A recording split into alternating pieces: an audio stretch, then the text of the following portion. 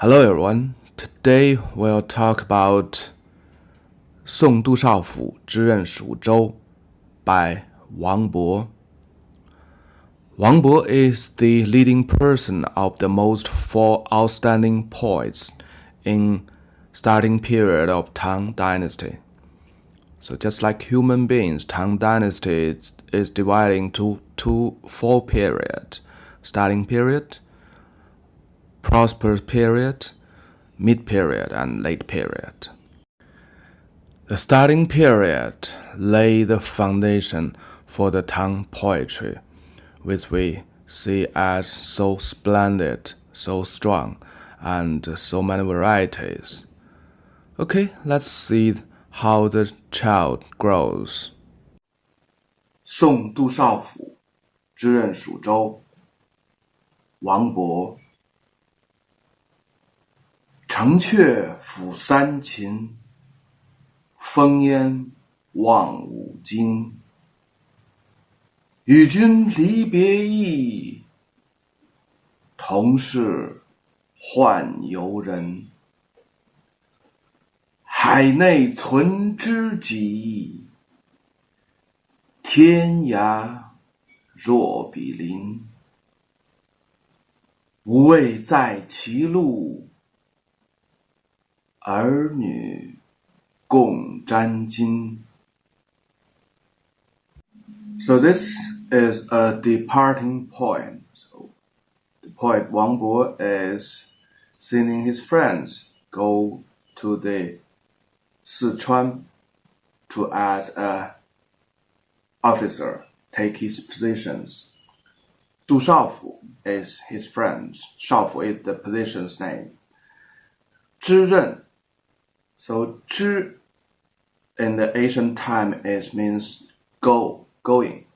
任 is to take the position. So the name 送杜少府之任蜀州 the meaning is I'm seeing 杜少府 going to Suzhou and take his positions. So it's a typical departing poem. 城阙辅三秦，风烟望五津。城阙 refers to the city, so still remember the character 阙. We have that. 三秦 is an idiom, so it refers to the basically current Shanxi province. So it's the three regions surrounded Xi'an city or the former capital Chang'an city. So that's the most critical areas to protect the capital city. And currently we still use this word 三秦. So it's divided the Shanxi province into three parts. The north part, the Shanbei Plateau, and in the middle is just a basin, the Guanzhong Basin, which is the Xi'an located. And the south is basically big mountains, the Qinling, the big mountains, south to the Xi'an, south to the Guanzhong. So that's three part of Shanxi province today, and it also refers to as Sanqin. So basically it refers to the capital areas. 风烟望五津, 风 the wind, 烟 the smoke from the cooking stove in the ancient times. Wang's looking, so it's you can see the wind and smoke to the 5 forts. Wujing is 5 forts along the road to Sichuan province. So the first sentence is 城阙辅三秦. The poet can still see the sceneries surrounding him, the big mountains, the rivers around the capital city.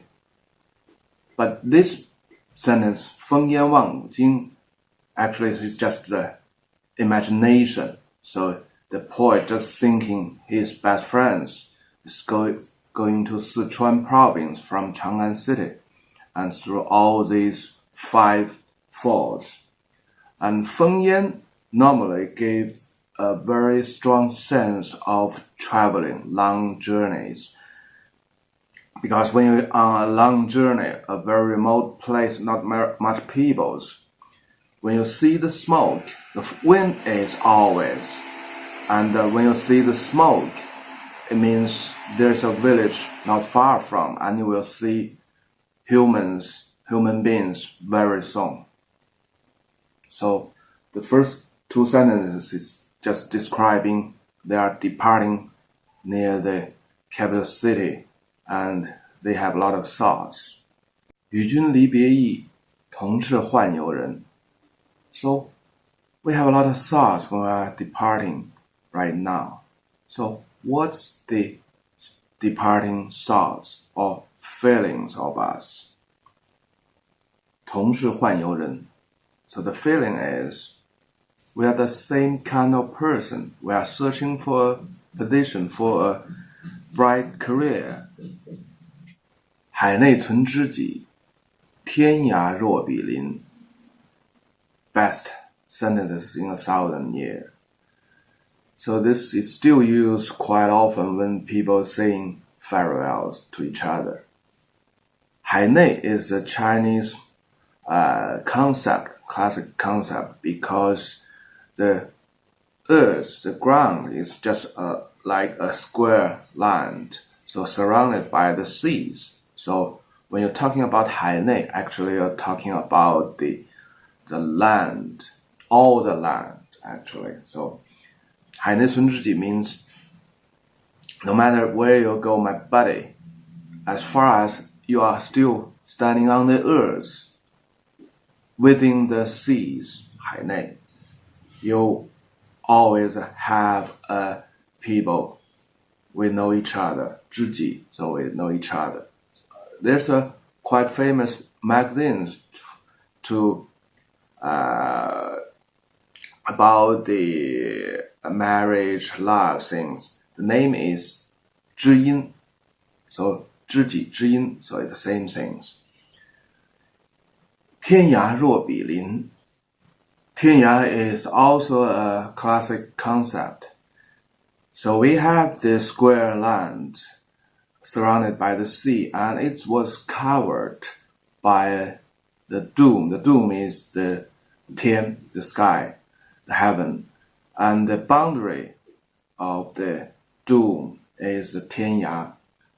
So no matter where you are, even you are at the boundary of the skies, the 天涯, we're still just like neighbors because we share the same feelings, we share the same consciousness. So that's the best sentences in 1,000 years. So, oh, by the way, there's a very famous online forum, still exists till today. The name is 天涯. So the 天涯 is not by Wang Bo or by this poem, but it's get so popular and famous, the word, is just because of this poem. So this online forum used the name 天涯 to describe he covers everywhere on the earth, the people on the earth. 天涯若比邻. So if you are at the boundary of the sky, we're still neighborhoods. 无为在歧路，儿女共沾巾. 歧路, the crossroad or the branch road. So normally this is the place the friends saying farewell to each other and depart. And at this point, one will go in further and one will go to another road or coming back. 无为 is there's no need, we do not do. 儿女共沾巾. So 儿女 refers you and me, and it also implies the feelings, the sensations, because the brotherhood or the feeling between man and woman, it can also use the word 儿女情长. So it's always has a little imply of the feelings or sensations. So we don't need to have so much feelings or sensations to cry like young couples. This is just like the poet Wang Bo is shouting to his friend, "Hey, my friend, don't cry. We never cry at this moment." So that's the point of the early Tang Dynasty. Wang Bo was born and raised in the town of Hejing, the place of 鹳雀楼. Remember that? 白日依山尽，黄河入海流. Along the Yellow River side. He's a genius. He can write poem when he was 6 years old. The earliest poet I know so far. And his father sent him to the capital city Chang'an for better teachers to get better educations. And he passed the imperial exam in the age of 16. Also, the earliest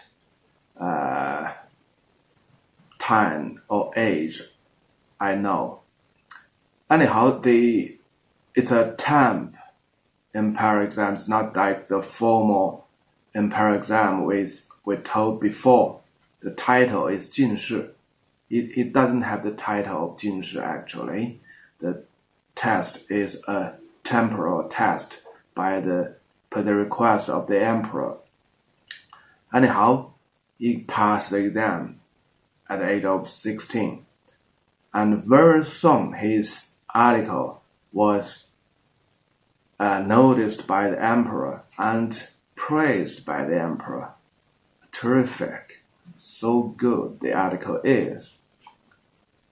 He's well prepared because he's starting to write political articles since the age of 13. So he's a really genius and quite mature in his early young days. But the only immature thing is the political affairs. So he's not very welcome by his colleagues and most of his high-ranking officials. And very soon, the emperor disliked him and drive him out of the capital city. So he went to the Sichuan province and encountered his first love. And several years, 2 or 3 years later, he has a chance to go back to the capital areas, not in the capital city, but near the capital city, and take a position there. And he tried to find better opportunities at the time being.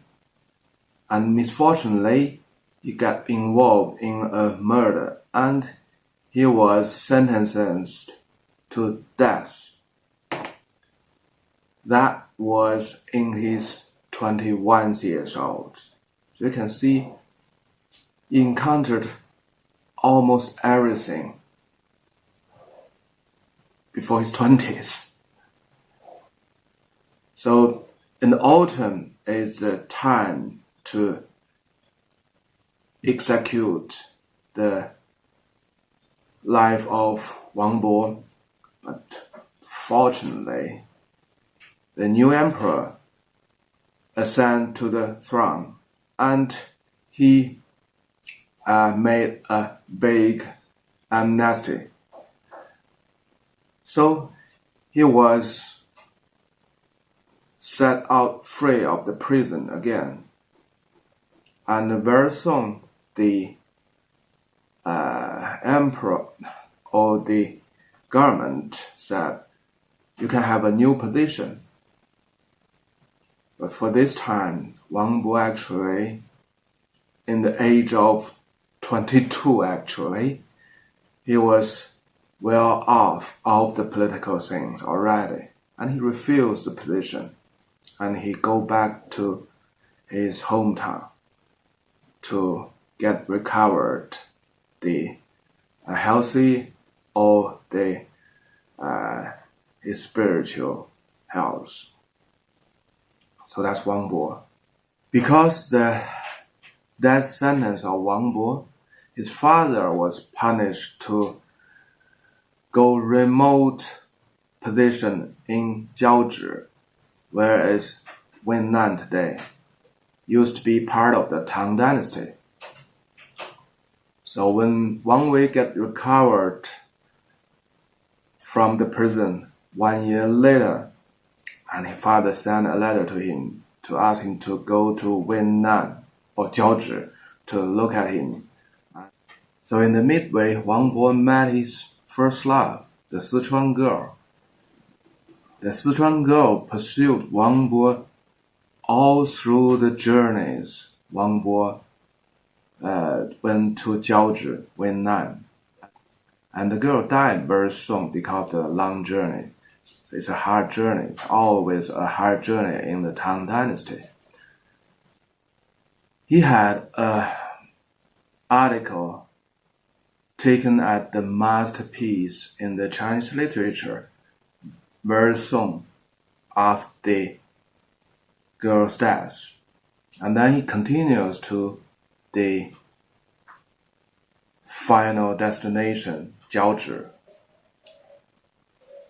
He crossed the sea by taking the ship at Guangzhou, Canton today, and then the sea will take him to Jiaozhi. Unfortunately, in the midway, he died on the sea at the age of 25. So that's a genius lifetime. It's just like the old Chinese saying, 木秀于林，风必摧之. So the nature, so the big environment normally do not allow a genius or a very outstanding things to exist. That's the tragedy of the nature of the human beings. With all this background, let's review this poem again. So this is a Wu Yanshi, the poem with 5 characters in a row, in a sentence. So the less characters in a sentence, the more primitive it is. In the Book of Songs, 4 characters, and in the Three Kingdoms time, most is 4 characters. And later on, the Dongjin and the South and the North dynasty, it has 5 characters and some 7 characters. And in Tang's time, the 7-character poem becomes quite popular or normal. And this is because of its early time. So the Wang Bo still use 5 characters in a sentence, Wu Yanshi. And also this poem is quite straightforward.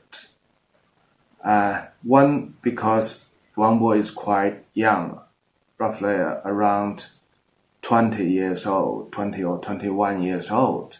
The other thing is, it's the early time. It only happens in the early time because the very typical Chinese poem is the main characteristic is indirect and implied metaphors. But this poem, you can see everything's go direct. And the description of the sceneries, it doesn't have any imply behind the sceneries. the words between the bodies has nothing implies. Just don't cry. Okay, or you are my neighborhood, no matter where you go. Everything's straightforward. So that's early Tang, just like young people, the teenagers. Everything goes straight, with courage and no fear, fearless. This atmosphere almost never happens again in the Chinese poetry. So, and this is the foundation of the Tang poetry. And later on you will see the metaphor, the implied, the indirect ways gets in, but the strong and the impression of the own will and own feelings still remains very strong. Okay, I hope you enjoy this early Tang poem by the leading poet of the early Tang, Wang Bo. And I hope you can get younger with this poem. Okay, bye-bye.